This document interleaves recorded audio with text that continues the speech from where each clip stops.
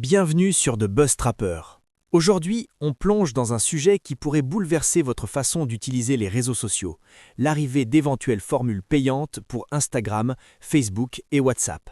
Un scénario déjà largement débattu par les médiathèques comme ceux qui suivent de près l'univers de Meta.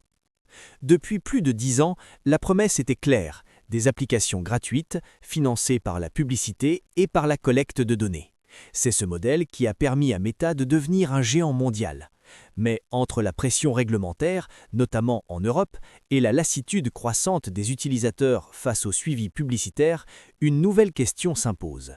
Et si demain, Meta proposait vraiment des abonnements payants pour ces 3 applications phares? Concrètement, à quoi pourrait ressembler un plan payant pour Instagram et Facebook?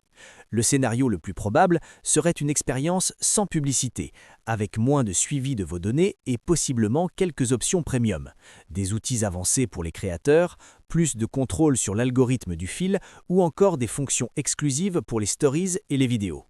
Meta a déjà commencé à tester des abonnements liés à la confidentialité et à la réduction de la pub sur certains marchés, ce qui montre clairement la direction envisagée. Et WhatsApp dans tout ça? L'application est déjà un pilier du quotidien dans de nombreux pays et elle dispose d'une version business pensée pour les entreprises. Un futur plan payant pourrait par exemple offrir des outils plus puissants pour le service client, l'automatisation des messages ou encore des limites plus élevées pour les campagnes marketing directement dans WhatsApp.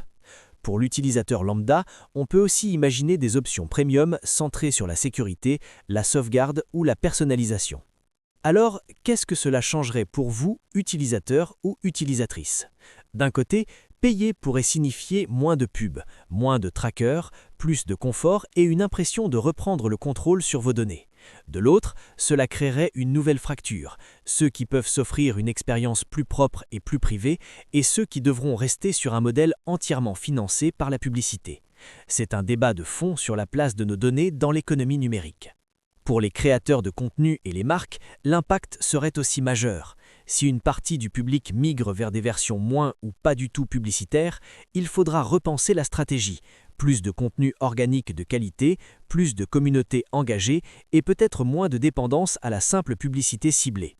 Les plateformes pourraient en parallèle proposer de nouveaux outils payants aux professionnels pour compenser la baisse de revenus publicitaires. Une chose est sûre, que Meta confirme ou non à grande échelle ces formules payantes, la question n'est plus théorique.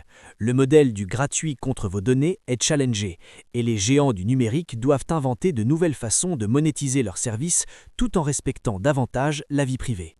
Reste à savoir si les utilisateurs accepteront vraiment de sortir leur carte bancaire pour des services qu'ils ont toujours connus comme gratuits. Vous en pensez quoi? Seriez-vous prêt ou prête à payer pour un Instagram, un Facebook ou un WhatsApp sans pub et plus respectueux de vos données? Dites-le nous en commentaire et débattez avec la communauté. Si ce décryptage vous a plu, abonnez-vous à notre chaîne YouTube The Buzz Trapper, activez la cloche pour ne rien rater et laissez un like pour nous aider à toucher encore plus de passionnés de tech et de culture numérique. Partagez aussi cette vidéo à vos amis qui passent des heures sur Instagram, Facebook ou WhatsApp. Ça pourrait bien changer leur façon de voir ces applis. Ce contenu a été narré par une voix de synthèse générée par intelligence artificielle avec un objectif uniquement informatif et de divertissement. Merci d'avoir écouté The Buzz Trapper et à très bientôt pour un nouvel épisode.